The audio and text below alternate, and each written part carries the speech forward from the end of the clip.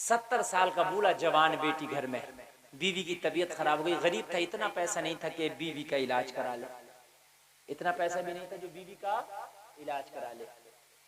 मजदूरी करने गया, किसी ने काम ही ना दिया, बुढ़ापे की वजह से आ गया, आके रोने लगा। बेटी ने पूछा, ओ मेरे बाप तू रोता क्यों है? कहने लगा, ओ बेटी क्या बताऊं, तेरी माँ की तबीयत बहुत खराब है, चाहता था कि मजदूरी करके चंद सिक्के मिले तेरी माँ का इलाज कराऊं, लेकिन बुढ़ापे की वजह से आज तो किसी ने काम भी ना दिया। यार जवान बेटी थी, बेटी हो या बेटा, माँ बाप का तो जाहिर सी बात है मोहब्बत होती है यार, और बेटी के दिल में तो कुछ ज्यादा ही होती है। रात को बूढ़ा बाप तो बिस्तर पे लेटा, मगर बेटी को नींद ना आई, तड़पती रही, मौला काश अगर मैं जवान होती तो आज मजदूरी करने मैं निकल पड़ती, अपनी माँ के लिए सहारा बन जाती, बाप का सहारा बन जाती। लेकिन क्या करूं, मैं एक लड़की हूं, मैं खुलेआम कोई मेहनत नहीं कर सकती, क्या करूं, अपनी माँ का इलाज कैसे कराऊं? रात भर बेटी को इन जुमलों ने, इस ख्याल ने सोने न दिया। सुबह हुई, जहन में बेटी के गलत ख्याल आ गया, ये जवानी है अपनी माँ पे कुर्बान कर दूंगी, सुबह को बनाओ सिंगार करके बाजार में निकलूंगी और अपनी इज्जत की बोली लगाऊंगी, कोई तो होगा जो मेरी इज्जत का खरीदार बनेगा, चंद सिक्कों में कोई मेरी इज्जत का खरीदार बनेगा, उन्हीं सिक्कों से माँ का इलाज कराऊंगी। जवान बेटी जहन में गलत ख्याल लिए हुए घर से बनाओ सिंगार करके बाजार में निकली, उस जगह जाके खड़ी हो गई जहां ओबाश लड़कों का तांता लगा रहता था, जहां सट्टेबाज चौवारी शराबी लड़कों का तांता लगा रहता था।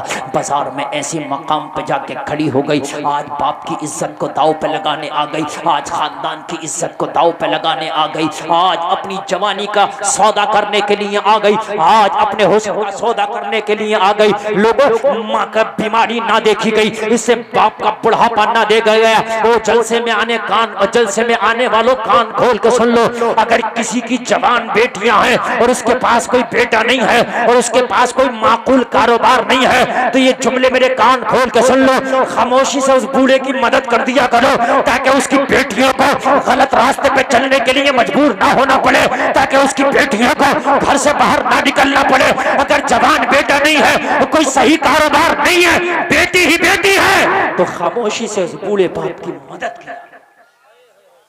यही सलाम है, यही सलाम। और हो सके तो ज़कात भी दे दिया करो ऐसे को खामोशी से। अगर गरीब है, कोई बेटा नहीं है, बेटियां ही बेटियां हैं, कितने ऐसे होते हैं, लोगों खामोशी से मदद करो उसकी, जितनी हो सके मदद करो, इंशाअल्लाह ये मदद करना तुझे जन्नत में ले जाएगा। एक बात बता, पेट को तो खाना चाहिए ना, और जिस्म को कपड़ा चाहिए।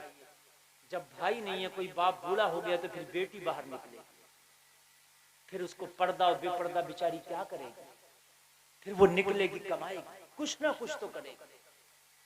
आज मेरा मुआशरा बड़ा खतरनाक हो गया, मेरा मुआशरा इतना खतरनाक हो गया, मैं तो तरस ही नहीं आता। हम तो अगर किसी गरीब बाप की बेटी से भी शादी की बात करते हैं तो डिमांड कर लेते, ये बता क्या, चल गरीब तो है मगर फिर भी बता क्या देगा। हाय हाय, जहन में इस बेटी के ख्याल आया, इस जवानी को आज बेच दूंगी, बाजार में चंद सिक्कों में माँ का इलाज कराऊंगी। निकली, निकल के बाजार में जाके वहां खड़ी हो गई जहां शराबी और ओबाश लड़कों का तांता लगा रहता था। एक आवाज लगाई, आओ कोई है जो आज मेरे हुस्न का खरीदार बनेगा। हाय हाय हाय, आज एक बूढ़े की इज्जत सरे बाजार खड़ी है। 70 साल तक जिसने अपनी इज्जत को संभाल के रखा था, आज वो इज्जत सरे बाजार खड़ी है। लोगों, निगाह उठा के अपने मोहल्ले में, अपनी बस्ती में देख लिया करो, कोई ऐसा तो नहीं है कि जिसके पास कमाने के हालात नहीं है, ऐसा तो नहीं है कि जिसकी बच्चियों को तन ढकने के लिए कपड़ा नहीं है। आ गया और थोड़े अपने खर्चे हाथ रोक के कर लो, मगर उस की जवान बेटी के लिए कपड़ों का इंतजाम करा दो। यही इस्लाम है मेरे भाइयों, यही इस्लाम है। बाजार में आवाज लगाई, आओ कौन है जो मेरी इज्जत का खरीदार बनेगा, आओ कौन है जो मेरी जुल्फों का खरीदार बनेगा। लोगों, हैरत की बात, मैं वो बात बता रहा हूं जिसे आपका जहन कबूल नहीं करेगा, मगर कबूल करना पड़ेगा। लड़की को ऐलान करते करते, आवाज लगाते लगाते, बोली लगाते लगाते सुबह से शाम हो गई। इसके जिस्म को खरीदना, इसकी इज्जत को खरीदना तो दूर की बात, किसी भी लड़के ने इसकी तरफ निगाह उठा के तक नहीं देखा। यार जरा कह दो ना सुभान अल्लाह। और ये ऐलान नमाजियों में जाकर नहीं किया था इसने, ना ना, इसने हाजियों में जाके नहीं किया था, ना ना ना, उनमें जाके किया था जिनका दिनों रात काम जिस्मों को खेलना, जिस्मों के साथ, और गैर औरतों के जिस्मों को इस्तेमाल करना, शराबे पीना, जुआ खेलना, उनमें जाके ऐलान किया था। फिर भी किसी ने निगाह उठा के नहीं दी। बोलो हैरत की बात है कि नहीं? अरे बोलो है कि नहीं है? लेकिन जब अल्लाह हिफाजत करे तो किस माई की लाल की ताकत है कि उसका बाल बांका कर सके। अगर अल्लाह हिफाजत करने पे आ जाए तो अल्लाह दुश्मनों में हिफाजत करता, अगर अल्लाह हिफाजत करने में आ जाए तो अल्लाह अय्याशों में उबाशों में हिफाजत करता। ओ लोगों, सुबह से शाम हो गई, किसी ने भी हाथ नहीं लगाया, किसी ने भी निगाह उठा कर नहीं देखा। शाम हुई, खाली हाथ अपने घर वापस चली गई। जैसे ही खाली हाथ घर में वापस गई, अपने घर की दहलीज पर कदम रखा, बाप ने देखा कि नौजवान बेटी आई है। बाप की आंख में आंसू था। बाप खड़ा हो गया, ओ मेरी बेटी तू कहाँ चली गई? पूरा दिन तुझे मेरी निगाहें तलाश करती रही, कभी दरवाजे पे जाता था, कभी घर के अंदर में बैठ जाता था। ओ मेरी बेटी तेरा कहीं पता नहीं मिला था। आज मैं बड़ा परेशान था, घबरा गया था। ओ मेरी बेटी बिना बताए तू सुबह सुबह कहाँ गायब हो गई थी? इतना कहना था, लोगों कान खोल के सुनो, बेटी की चीख निकल गई, बाप के गले से लग गई, चीख मार गए। बाप ने कहा क्या बात, मेरी बेटी रोती क्यों है? बाप रोने की बात यह है, जिस इज्जत को तूने 70 साल संभाल के रखा था, आज उस इज्जत की मैं नीलामी करने बाजार में चली गई। जिस इज्जत को तूने 70 साल कमाया था, आज उस इज्जत को लुटाने के लिए मैं बाजार में चली गई थी। मुझसे तेरा बुढ़ापा ना देखा गया, मुझसे माँ की बीमारी नहीं देखी गई। सुबह ही सुबह बाजार में मैं जिस्म बेचने गई थी, इज्जत को बेचने गई थी, मगर मेरे बाप, मैं हूं अभी तक सुबह से शाम तक बाजार में मैं ऐलान करती रही, आओ मेरी कौन इज्जत का खरीदार बनेगा, आओ कौन मेरे जिस्म का खरीदार बनेगा। मगर मेरे बाप सुबह से शाम तक मुझे हाथ लगाना तो दूर की बात, किसी ने निगाह उठा के तक नहीं देखा।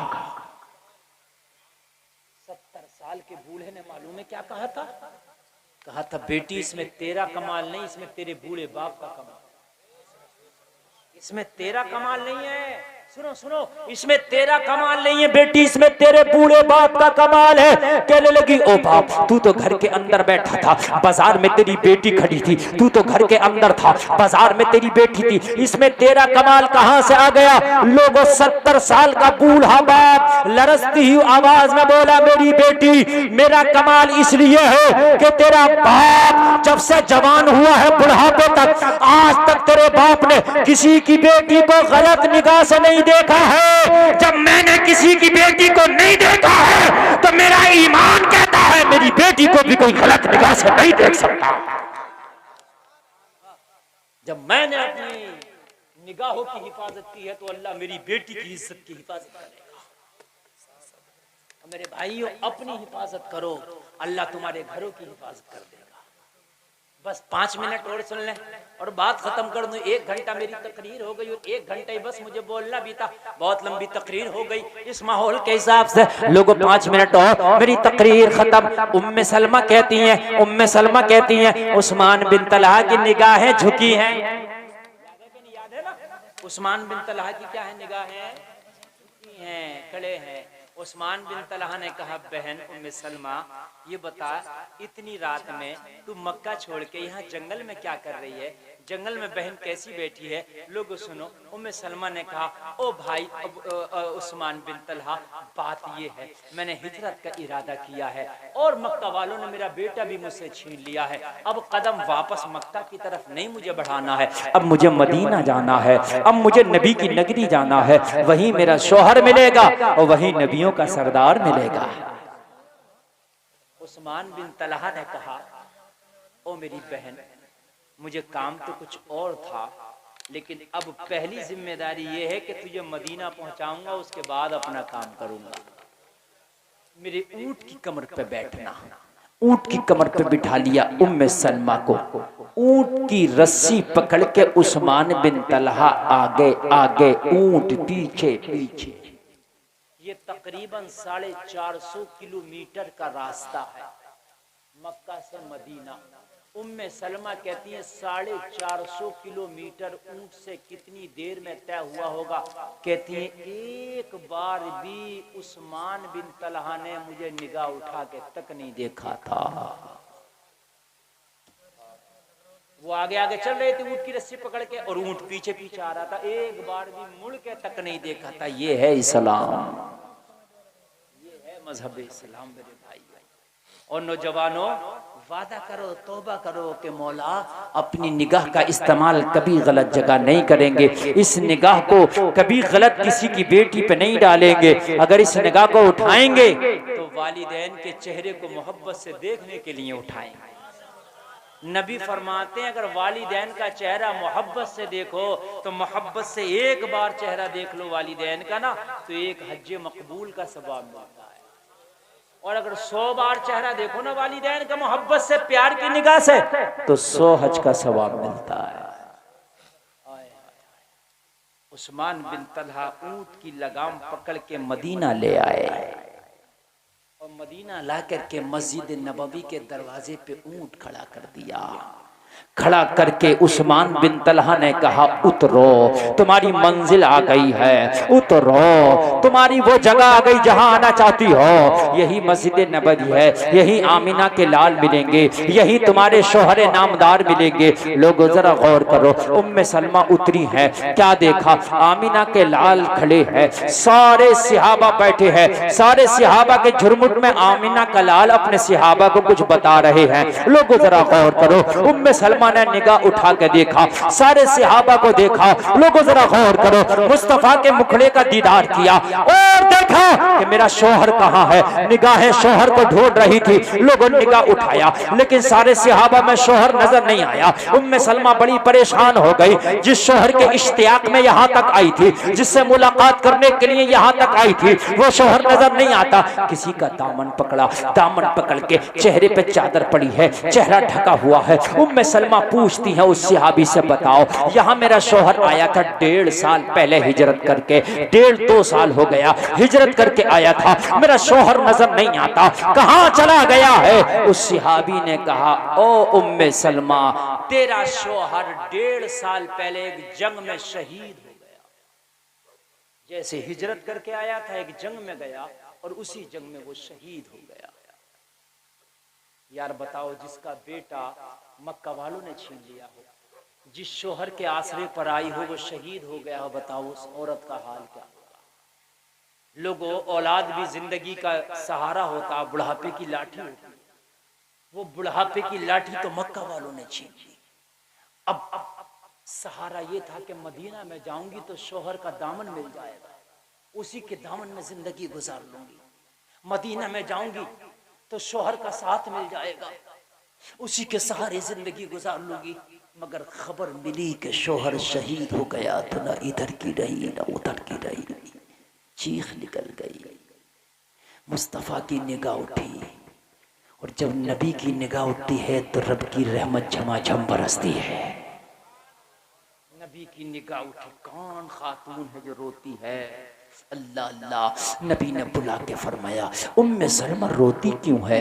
अर्ज करने लगी, या रसूल अल्लाह, मेरा शोहर आया था हिजरत करके। आका, मैं शोहर की मुलाकात के इश्तियाक में यहाँ तक आई थी, इसी तमन्ना में यहाँ तक आई थी। मक्का वालों ने मेरा 2 साल का बच्चा छीन लिया। आका, अब मैं ये सोच के आई थी कि शोहर के साथ जिंदगी गुजार लूंगी, लेकिन या रसूल अल्लाह, मुझे तो यहाँ आके खबर मिली है कि शोहर शहीद हो गया है। एक एक जंग में शहादत का जाम पी लिया है। या रसूल अल्लाह, अब जिंदगी कैसे गुजरेगी? बेटा मक्का में रह गया, यहाँ तन्हा रह गई हूँ। आका, बिना शोहर के जिंदगी गुजारना बड़ा मुश्किल है। या रसूल अल्लाह, लोगों जरा गौर करो। मेरे नबी ने फरमाया, ए उम्मे सलमा, फिर दूसरा निकाह कर लेना। अर्ज करने लगी, आका, एक निकाह बड़ी मुश्किल से हुआ था, अब तो मेरे पास कुछ नहीं, खाली मेरी जान है। आका, अब कौन मुझसे निकाह करेगा? या रसूल अल्लाह, अब ये मेरे पास कोई ऐसा माल नहीं कि जिसकी बुनियाद पे किसी से निकाह कर लिया जाए। लोगों जरा गौर करो, मेरा नबी जो फरमाता निकाह को आसान करो, मेरे नबी ने कितना आसान कर दिया निकाह को। मेरे नबी फरमाते हैं, उम्मे सलमा, कोई निकाह नहीं करेगा तो आमीना का लाल तुझसे निकाह करने के लिए राजी है।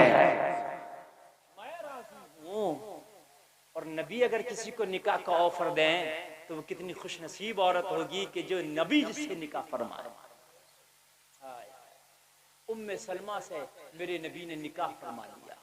लोगों, ना माल है, न जायदाद है, न जहेज है, कुछ नहीं, तन्हा अकेली आई थी और मेरे नबी ने निकाह फरमा लिया। कितना आसान कर दिया है निकाह। और यही उम्मे सलमा है, बात खत्म। यही उम्मे सलमा है कि जब मेरे नबी ने हुसैन की शहादत के बारे में बतलाया था और मिट्टी दी थी, जिब्रील ने मेरे नबी को मिट्टी दी थी और कहा था, ये मिट्टी जिस दिन खून बन जाए समझ लेना उस दिन तुम्हारे नवासे को शहीद कर दिया गया।